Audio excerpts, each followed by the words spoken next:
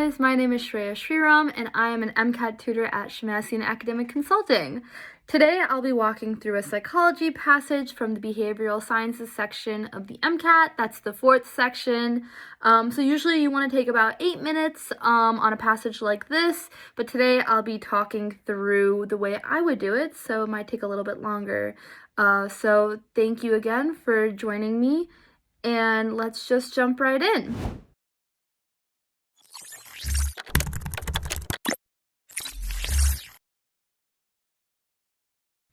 So to start off, I put the passage in this sort of like MCAT test box that simulates what it would actually look like on the exam. And I do that because, you know, it kind of gives you the feel of what you would see on the screen if you were taking this on actual test day, but also just to remind yourself that anytime you're doing any sort of MCAT practice, you want to make sure that you're doing your best to simulate test conditions. So if that means keeping your room quiet or letting whoever you live with to like not take any loud calls, locking your door, and just making sure that you are fully zoned in for when you answer these questions. So that's just a reminder for just general practice, not necessarily just psychology or behavioral sciences. You always want to make sure that your MCAT practice is as close to what you'll be experiencing on the actual test day as possible. So yeah, hopefully this blue background helps. But we can just get right into the passage now. Okay, so what I'll be doing is I'll be reading through the passage and I'll highlight terms that I think are important or salient to the questions that we'll need to answer afterwards, and I'll talk through why I highlighted what I did and then maybe why I didn't highlight other things. And then just things you want to keep in mind as you are going through and highlighting and just doing your first read of the passage. All right. Operant conditioning is a tool that behavioral psychologists often use to shape behavior. So right off the bat there, I'm going to highlight operant conditioning because they're defining the term in this first sentence, and it seems like that's kind of the topic or the subject of the passage. Won't think too deeply into it right now. Going to keep reading. Okay. Researchers interested in studying operant conditioning decided to test a series of different reinforcement schedules on cats meowing and receiving catnip. Catnip is considered a desirable treat for the cats. Okay, so I highlighted different reinforcement schedules because I know that from my previous psych-soc review that operant conditioning has to do with reinforcement, positive and negative reinforcement, and then also these reinforcement schedules that the passage is actually referencing. So I know that those two tie in with each other, and that this study or the experiment that this passage is centered around, as psych-soc passages usually are, probably has something to do with like manipulating the types of reinforcement schedules and looking at the effect that it has on the cats. But again, these are all just preliminary thoughts. Let's keep reading. And of course, the most important part, catnip is super important and super desirable for the cats, if you didn't already know that. Just kidding. Okay, so the researchers split the cats into 4 groups. Group 1 receives catnip after every 3 meows. All right, so right here it looks like they're explaining the setup of the study, what the experimental groups are, and we know that with any experiment, any trial, any study, you want to know and make sure you feel really comfortable with what those are, and that'll help you answer questions. So I'm going to start highlighting. Group 1 receives catnip after every 3 meows. All right, Group 2 receives catnip an average of every 3 meows. For example, the catnip might be distributed after 2 meows or 3 meows, or after 4 meows. That's nice of them to explain that. And while that is important for us to understand, I would say don't highlight it because that's more of a definition, something you want to internalize as you keep answering all the questions. So let's not highlight that. Let's keep going. Group 3 receives catnip every time a meow occurs after a time period of 30 seconds has passed. All right, so now they're introducing this concept of a time period, not just the number of meows, something I'm going to keep in mind. Group 4 receives catnip every time a meow occurs after an average of 30 seconds has passed. For example, the catnip might be distributed when a meow occurs after 20 seconds or when a meow occurs after 40 seconds. All right. After a week without catnip, the researchers discovered that the cats begin to meow less frequently. However, upon reintroduction of catnip, the cats once again begin to meow at their normal rate. Okay, so reading that last sentence or two right here, and keeping in mind that the subject of this passage is likely operant conditioning, that's just reminding me of a few psych-soc terms that I've probably reviewed over my time, like extinction, so that's when things, or like the response is less frequent, and then upon reintroduction of catnip, the cat once again begins to meow at their normal rate, so that's kind of like the revival of that, of the behavior. So keeping that in mind, no need to make any concrete notes, but looking at the passage overall, they've given us a study, they've given us the topic, operant conditioning. We are probably ready to move on to the questions, and that's what I would suggest, honestly, at this point. After my first read-through of any MCAT passage, I'm not really expecting to have a really, like, comprehensive, thorough understanding of the passage. I usually like to go on to the questions, because sometimes the questions will, like, reveal a few hints or clues about the passage and, like, define a term that I didn't necessarily know. So I like to go on to the questions and see what information I can glean from there. Okay, so question 1. The reinforcement schedule for group 2 is known as A, variable ratio, B, fixed ratio, C, variable interval, or D, fixed interval. So great. When they first started talking about operant conditioning, that's actually what I was thinking of. Like I said earlier, you have that positive and negative reinforcement, and then you also have reinforcement schedules. And so this passage said they were looking at different reinforcement schedules. And from our content review, we know that these 4 answer choices are actually the 4 different types of reinforcement schedules that exist. And so if we think back to our content review, we know that ratio relates to a reinforcement schedule that is based upon the number of responses, and interval is a reinforcement schedule that's based on the amount of time. So given that, we can look at which one of these best fits with what we know about group 2. And so at this point, I would go back into the passage because, again, no need to memorize exactly what all the experimental groups are. You can always refer to the passage. It's going to be right there. So group 2 receives catnip an average of every 3 meows. Okay, so 2 things to keep in mind here. 1, this has nothing to do with time. We know from what we read in the passage, group 3 and group 4 actually do look at, or they reinforce the cat once a certain time period has passed, but it looks like group 2 has nothing to do with the time. It's solely based on the number of meows. And so right off the bat, that's pushing me towards the direction of ratio. Doesn't have anything to do with the amount of time, which is more of an interval type characteristic. So what I would probably do is cross out C and D. Process of elimination, we know it doesn't have anything to do with intervals, so we can cross those out. Now we have the concept of variable versus fixed. And so we know that fixed means it's set.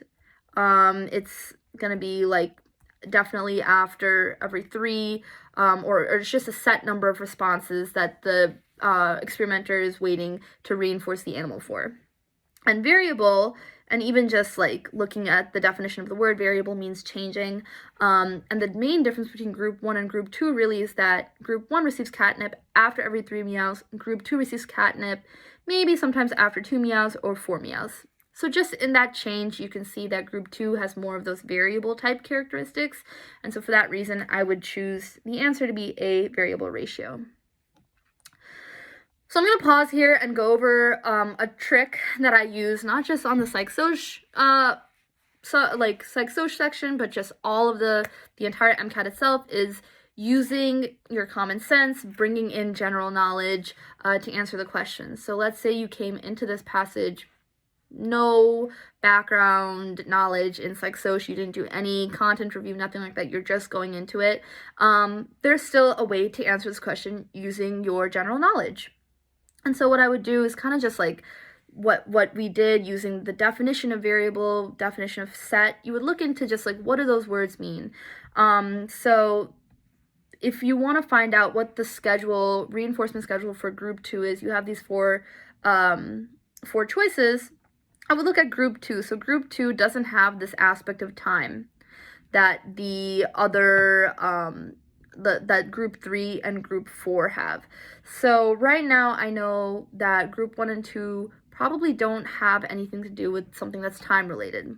Looking at the answer choices, we see that the answer choice is either going to have variable or fixed, and it's either going to have ratio or interval.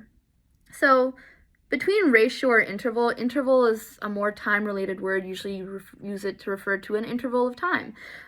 So with no psych-soc knowledge or any content review, I can kind of guess that this probably doesn't have anything to do, group 2 doesn't have anything to do with an interval, since that actually doesn't have this aspect of time that group 3 and group 4 have. So cross out C and D.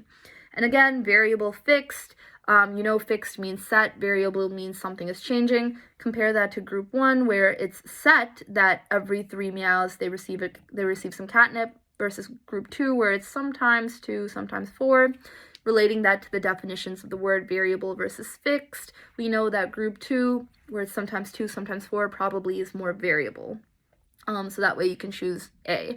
So really you didn't even need to memorize, or you didn't need to have it memorized. The reinforcement schedules, you could have kind of used your general knowledge to figure it out. Okay, let's keep going. So 2, which of the cat reinforcement groups is most likely to have the highest meowing frequency?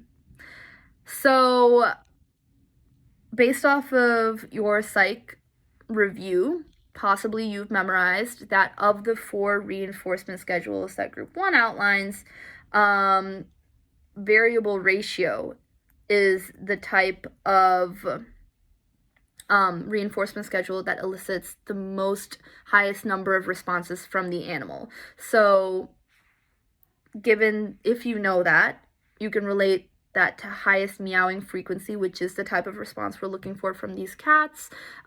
Which one elicits the most meows? We know that's variable ratio, and in question 1 we actually just answered that variable ratio relates to group 2, so that's a way you could get to the answer group 2.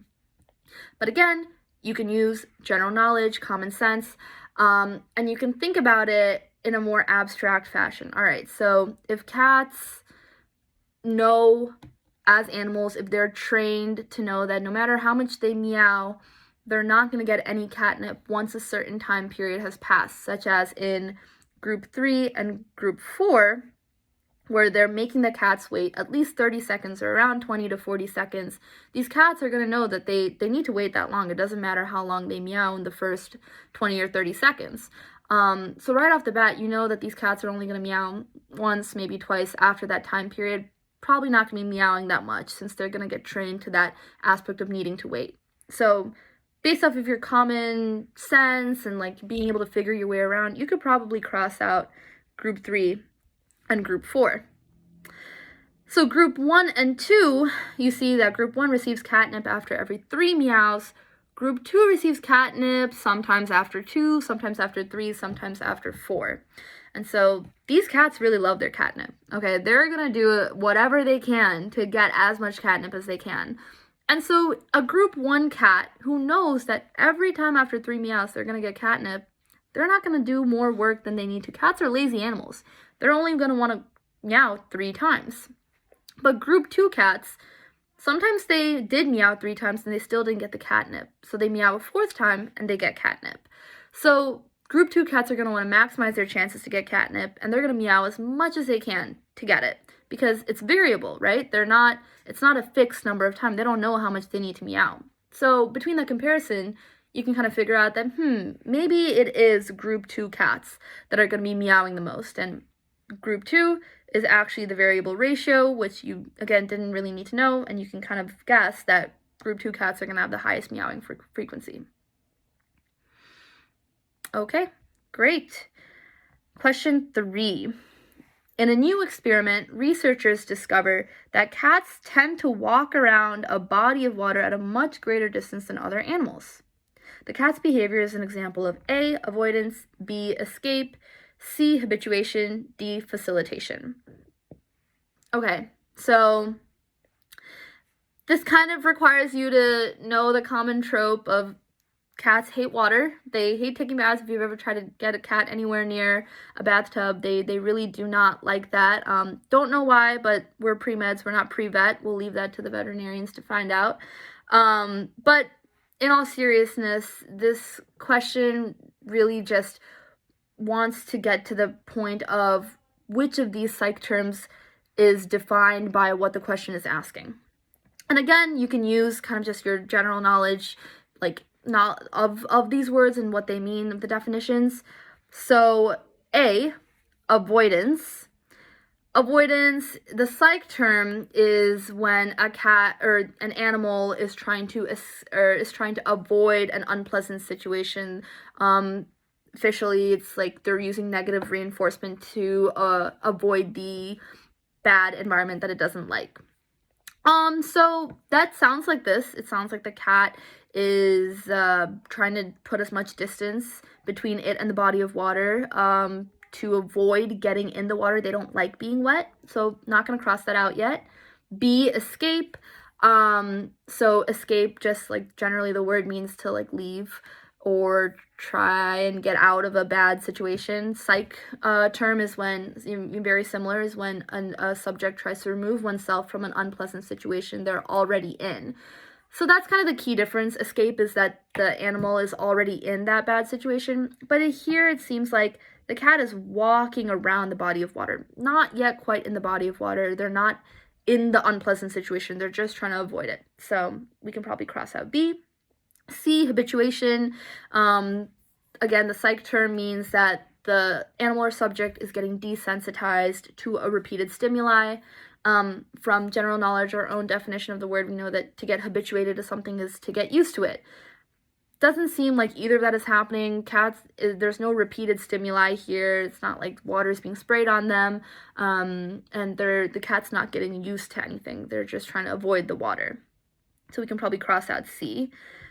D, facilitation. This isn't really a psych term that's commonly used, and I think that's something that the AMC usually tries to do. They try to put in a term that seems like it could be a psych term, but it's actually not. It's just a regular word, and facilitation, to facilitate something, just means to help it or to aid, to help something, make something happen, and that's not really applicable to the situation of a cat walking around a body of water. There's no sort of facilitation, especially when you compare it, the question stem compares it to it being at a much greater distance than other animals. There's no really real correlation there, so we can probably also cross out D. So just through process of elimination, we've gotten to A, avoidance, which again makes the most sense for what the question was asking. All right, so on to question 4. Which of the following is an example of positive punishment? So I'm going to highlight positive punishment. That seems like an important term for the question. You can highlight things in the question too. I think it just helps me figure out what exactly I'm looking for. So the key term here is positive punishment, 2 parts to that, positive and then punishment. And you're going to want to really understand that in the context of operant conditioning. So we talked earlier about positive and negative. So positive is when something is being implemented to the subject, and negative is when something is being taken away or there's an absence of something. And then punishment, the opposite of punishment in operant conditioning, it's either punishment or reinforcement. And so punishment is when you're trying to deter the subject from repeating that behavior, and reinforcement is when you're trying to encourage that subject to do that behavior. So in this case, we're looking for positive punishment, which means the subject is receiving something, something is being implemented onto them to deter behavior. So it's kind of making them feel worse, like it's a bad thing that they're getting. All right, so A, a student receives $5. That seems like a pretty good deal to me. I think that would probably make me want to do that more. So we can cross out A. B, a teacher gives a student detention for disrupting a class. Okay, so the student is receiving detention, and detention's not a good thing, at least from my experience. So I think that's the closest we've gone to positive punishment. Let's read the other answer choices and then return to it. C, a teacher gives a student a good grade on an exam. So the student's receiving a good grade. Again, that seems like a pretty sweet deal to me, so gonna go ahead and cross that out. Doesn't seem like punishment. D, a student gives $5 away. So that is like an absence there. That sounds like something. I mean, I wouldn't want to necessarily just have $5 taken from me. But that's not positive. That's negative. That's an absence of $5. So that would be that would not be positive punishment. So the answer to this question is B, a teacher gives a student detention for disrupting a class. And again, general knowledge that you could use on this, you know, that if you have no idea what positive punishment is, you know you're looking for something that's vaguely bad. Punishment should be your identifying word there. So A and C seem like not punishment. So you could cross those out right off the bat. And then between B and D, a student gives $5 away. Wording of that is a little bit ambiguous. So hopefully you could kind of process of elimination it down to B, which sounds like punishment, the most like punishment. All right, and that's this whole passage. So I hope that was helpful for you guys. If you have any questions, you're definitely welcome to check out all of the other videos on the Shemmassian channel. And if you enjoyed this walkthrough, please be sure to like this video and subscribe to our channel. So again, you can see the other future MCAT videos. Also be sure to check out our high yield strategies in the MCAT 528 series and click the link in the description to sign up for practice questions so that you can get every last bit of practice before your big day. But yeah, thanks again guys for watching. I hope this was helpful and good luck.